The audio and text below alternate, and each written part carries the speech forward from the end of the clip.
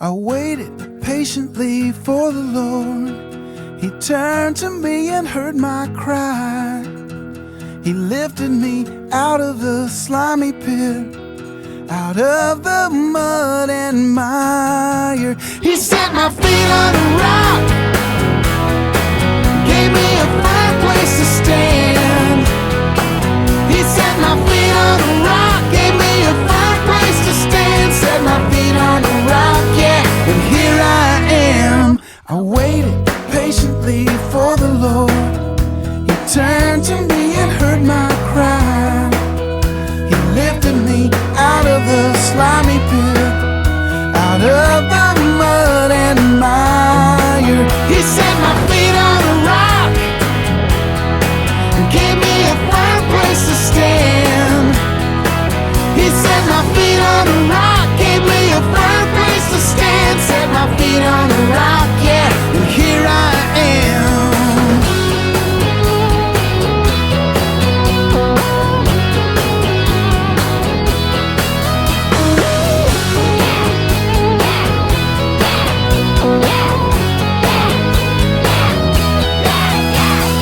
Waited patiently for the Lord. He turned to me and heard my cry. He lifted me out of the slimy pit, out of the mud and mire. He set my feet on a rock and gave me a firm place to stand. He set my feet on a rock, gave me a firm place to stand. Set my feet on a rock, yeah, and here I am. Hey, hey, here I am. Here I am.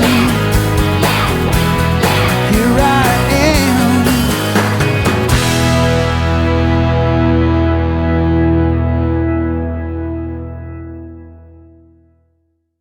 Hey Burnett families, and welcome to week 3 of Crossover. It's great to have you here, and we're gonna head on over to Grow TV. What up, little chicken nuggets? It's me, Carl. Cool, right? Whatever. Welcome to Grow TV. Welcome to Grow TV. Introducing your host, Carl. And your co-host, Cassie. Where we learn, where we grow, and we talk about Jesus.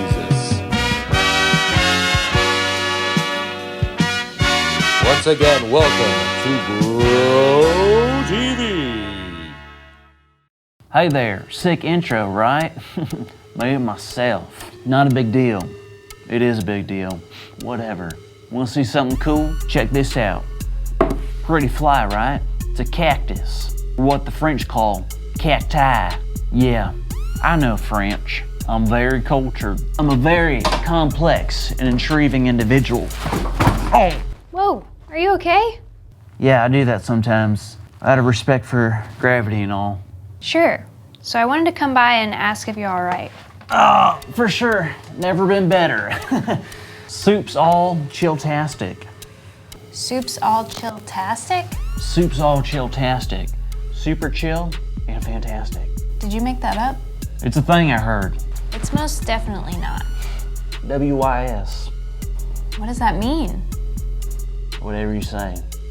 See, this is what I'm talking about. You're not making any sense. Well, maybe that's just because you don't speak cool. Cool isn't a language. Oh, it is. I'm speaking it. Oh, really? So how do you learn to speak cool? Gassy, you don't learn it. It learns to speak you. All right. You see, being cool it's like if you did, what am I saying? You can't explain it. All right, so it's lunchtime, and I'm guessing cool people don't eat regular food, right? Of course not. Cool people eat brioche buns, squid caviar, and gelatin. Ah, that's too bad. I brought too much food and I figured you'd want to share. Really? What do you got? Peanut butter and tuna fish sandwiches, your favorite. Really? With seaweed potato chips. Really? All right, I'll have some, please. Are you sure? I thought you were too cool. I'm not. I'm not cool. I'm just really hungry. All right, here you go. Thanks. Yes. You know, Carl, you gotta be careful with this whole cool thing. In what way? I'm just saying, if you start worrying about being cool and doing what everyone else is doing, it might lead you to a bad place. Oh, wow. I never thought of that before. Isn't there a story in the Bible like that? Yep, the story of Shadrach, Meshach, and Abednego. The people of the city would start worshiping idols, and they would gather to bow to them. But the three of them chose not to bow down. Oh, no. Isn't that going to get them in trouble? You're right, and it did. Even after the king and his officials threatened them and told them to bow, Shadrach, Meshach, and Abednego chose to honor the one and only God. That's right. Then the king was like, well, I'm going to throw you in the fire. And they're like, well, we don't care. Because God, he's going to save us. And even if God doesn't, we're still going to worship him. Exactly. Then the king had them turn up the fire 7 times hotter than usual. So hot that the guard that put them in there died from the flames. I forgot about that. What happened next? Shadrach, Meshach, and Abednego were thrown in, and guess what? They didn't burn up. They even began walking around inside the furnace. And when the people on the outside looked in, they saw a 4th person. A lot of people think that was God. How cool is that? So cool. So when the king saw them, they pulled them out. They looked and saw that none of them had been burnt, not even their clothes. It was a miracle. And from then on, the king decided all the people in the land would worship the one true God. Wow. I would say those 3 were cool. Yeah, but not that kind of cool. What do you mean? Well, sometimes being cool means doing what everyone else is doing. But Shadrach, Meshach, and Abednego didn't do that. They knew there was only one God, and they wouldn't bow to any idol, no matter how much trouble they were going to get in. I guess you're right. I need to be cool just like them.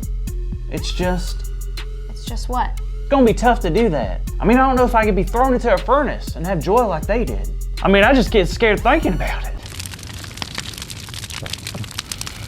It's okay, Carl. Just like God didn't allow them to be alone in the furnace, God also won't allow you to be alone in your life either, even the scary parts. Well, that's good to know. Yep, and we can never forget that God gives us extraordinary courage. That's a good point, Cassie. I'd also like to add, wait, what? Oh. That's our big idea!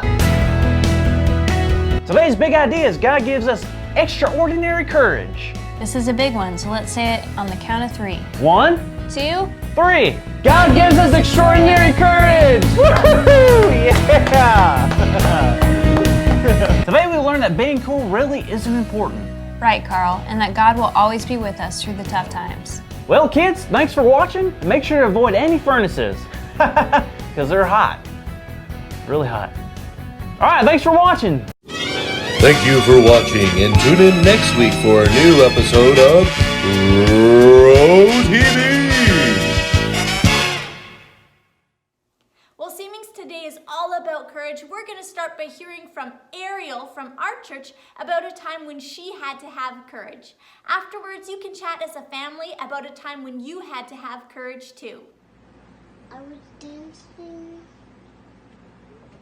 on the night before Christmas songs, and I hit my chin on the table. Yeah, is it the table you're sitting on? Yes. Yeah. Okay, how did you show courage? I tell them. Yeah, you told Daddy what happened, Yes. and then you calmed down? Yes. Oh, thanks, Ariel.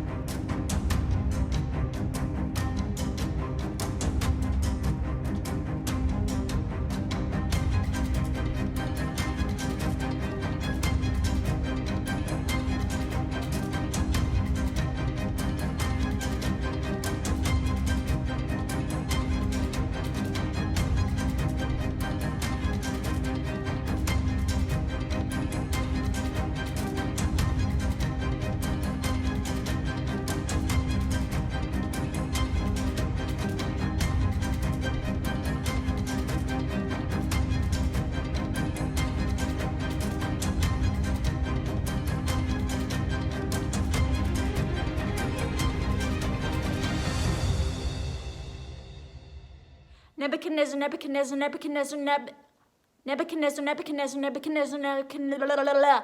Okay, well, the king in our story today had a really weird name, Nebuchadnezzar. And so before we delve into this story, I want you guys to have a little bit of fun at home. So here's what you're gonna do.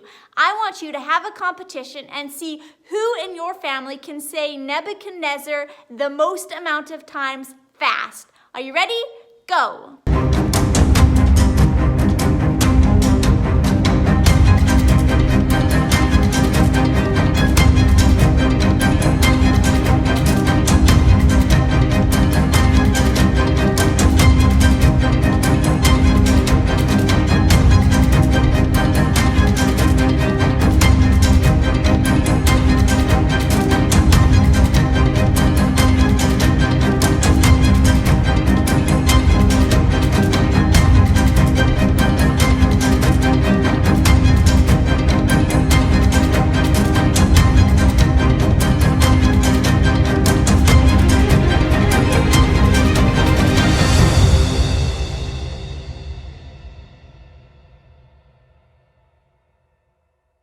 All right, well, today's story from God's big story is all about three men who stood up to King Nebuchadnezzar to do what they knew was right in God's sight.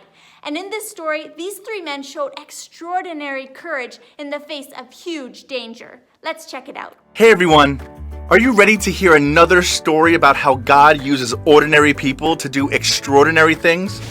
Awesome, let's get started. There once was a king named Nebuchadnezzar thought he was a really big deal. In fact, Nebuchadnezzar was so full of himself that he built a huge gold statue of himself. He wanted all of the people to bow down and worship it whenever a special trumpet was blown. He said that anyone who didn't bow would be thrown into a fiery furnace, living in the land were three men who, like the king, also had really big names: Shadrach, Meshach, and Abednego. Now these three men followed God and knew it was wrong for them to bow down and worship a silly statue. So when they heard the horn, they didn't bow. God gave them courage to do what was right. Before long, people noticed that they weren't bowing. Some servants of the king who told on Shadrach, Meshach, and Abednego, and the king was mad. He ordered they be thrown into the furnace immediately, and in case the hot fire wasn't enough to harm them, he demanded they be tied up so they couldn't get away. Shadrach, Meshach, and Abednego were tied up and tossed in the fire. But when the king looked inside the furnace, he was shocked by what he saw. There was Shadrach, Meshach, and Abednego walking around, no longer bound by ropes. And with them was a fourth person. When the king saw this, he demanded they be taken out of the furnace right away. They came out completely unharmed. Even in the fire, God was with Shadrach, Meshach, and Abednego. Just like God didn't leave them on their own, we can trust that God is always with us too, because God is always by our side. God gives extraordinary courage.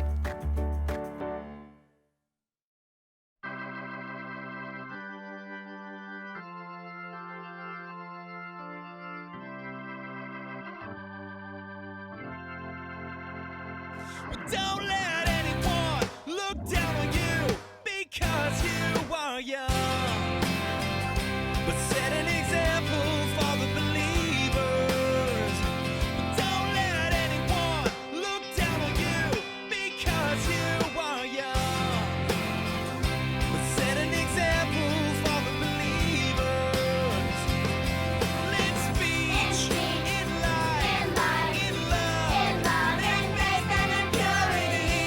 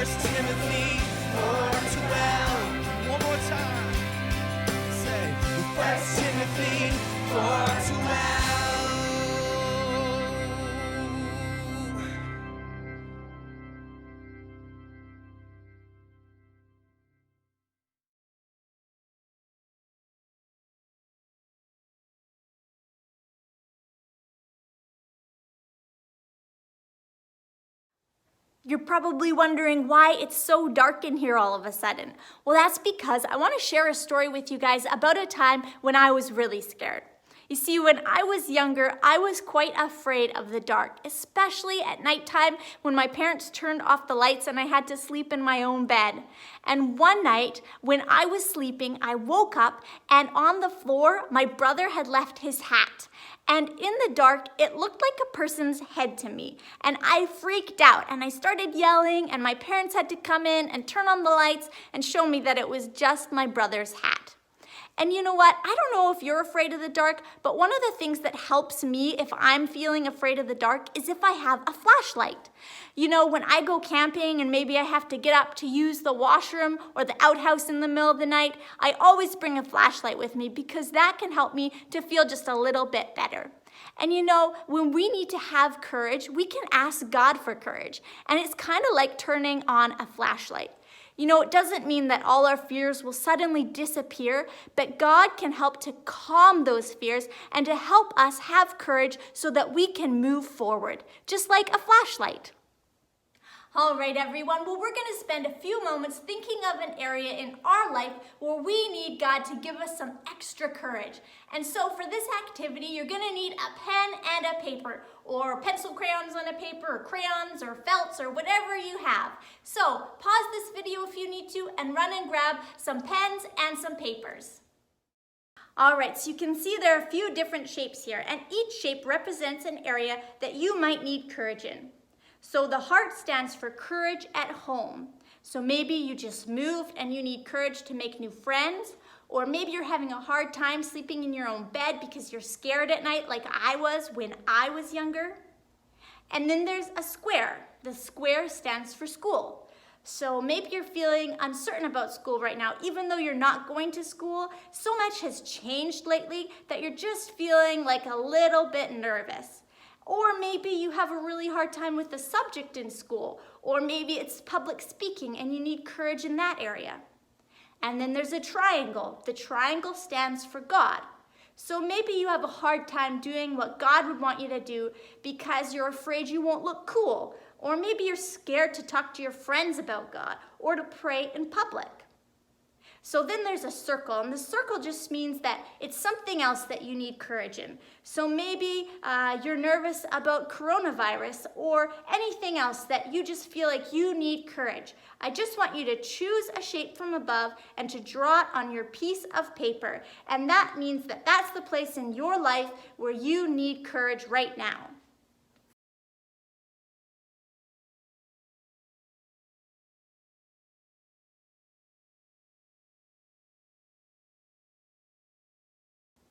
All right, well, I want you to hold on to those shapes because we're going to come back to them in a moment. Right now, what I want you to do is if you don't have your Bible with you, I want you to pause this video and run and get your Bible. We're going to see if we can find a certain Bible passage together in 30 seconds or less. Are you ready? All right, so the passage that we're looking for is Psalm 46, verses 1 and 2. Psalm 46, verses 1 and 2. Ready, set, and go!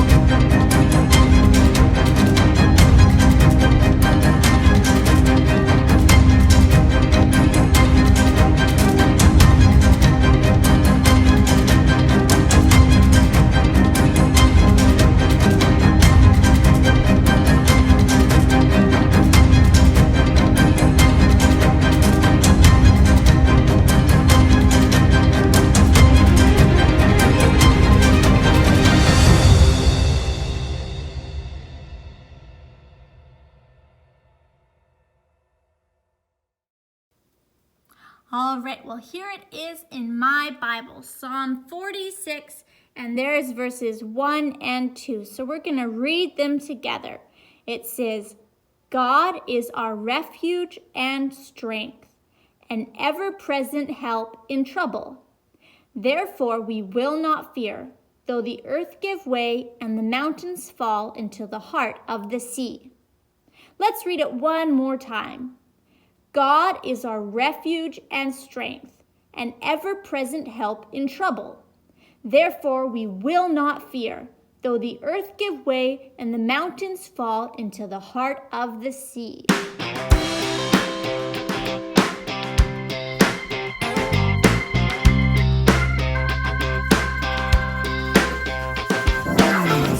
46. 1 and 2.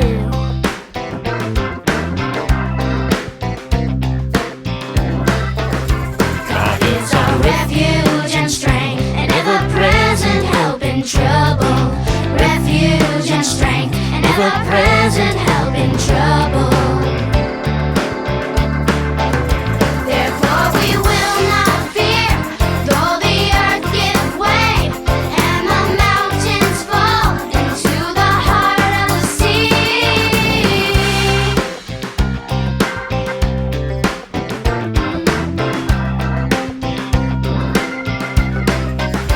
God is our refuge and strength, an ever-present help in trouble.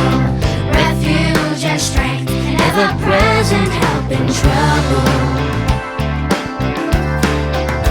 Therefore we will not fear, though the earth give way and the mountains fall into the heart of the sea.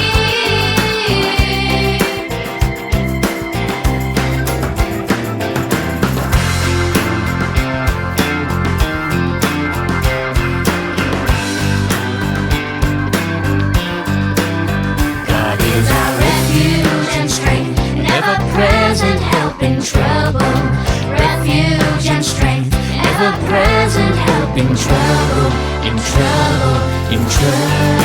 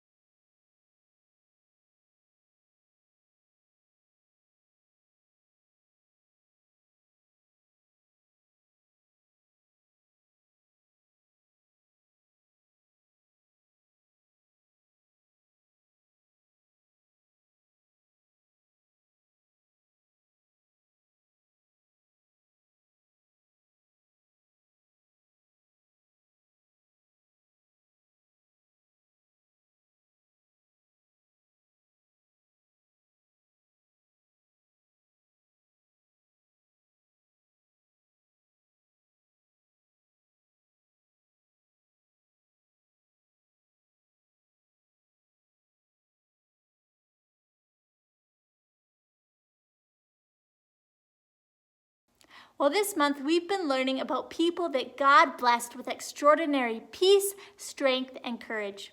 You know, Gideon, him and his army had to go into battle with only a small amount of people. And Joshua, his army didn't have any weapons. They only had their voices and some trumpets to bring down an entire walled city. And then the 3 men in our story today were thrown into a fiery furnace for not bowing down and worshiping a statue. And even though each of these stories is different, one thing is the same, and that's that these people were never alone. God was always with them, and He was the one who gave them the extraordinary courage to do what He was calling them to do. And that's the same for us today. When we need courage, we don't have to find it in ourselves. We can ask God, and He will give us the extraordinary courage that we need.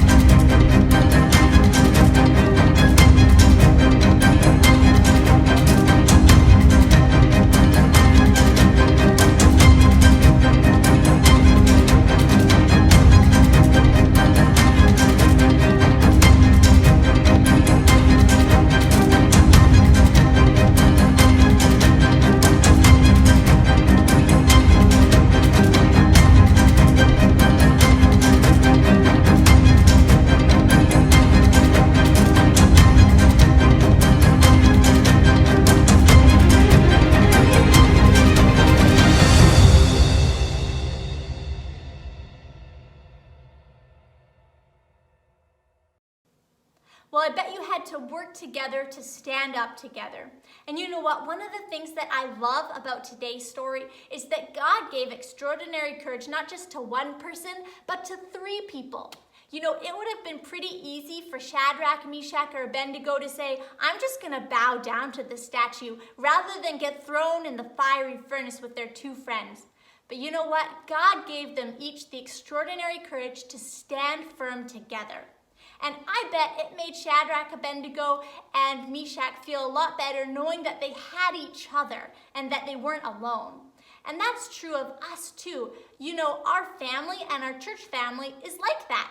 We get extraordinary courage from God, but we can also rely on each other.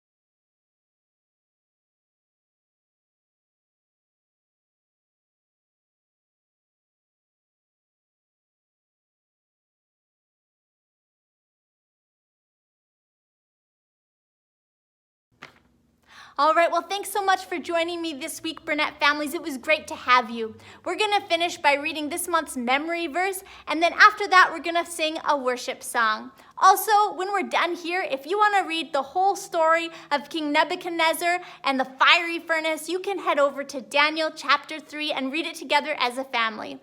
I hope you guys have a great week, and we'll see you next time. Bye for now.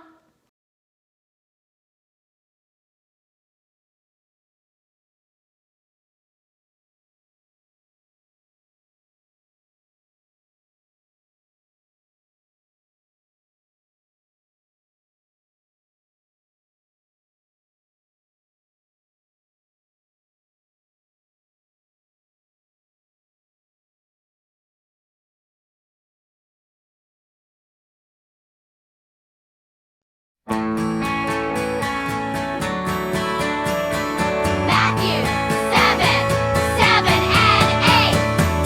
Ask, and it will be given to you. Seek, and you will find. Knock, knock, and the door will be open to you. Ask, and it will be given to you. Seek, and you will find. Knock, knock, and the door will be open to you. For everyone who asks receives, and he who seeks finds, and him who knocks the door will be open. For everyone who asks receives, and he who seeks finds, and him who knocks the door will be open. Yeah, yeah, yeah.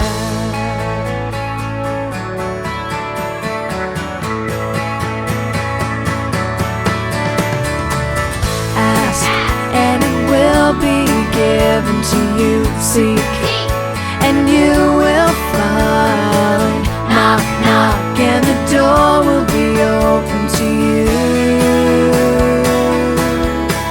For everyone who asks receives, and he who seeks finds, and him who knocks the door will be open. For everyone who asks receives, and he who seeks finds, and him who knocks the door will be open.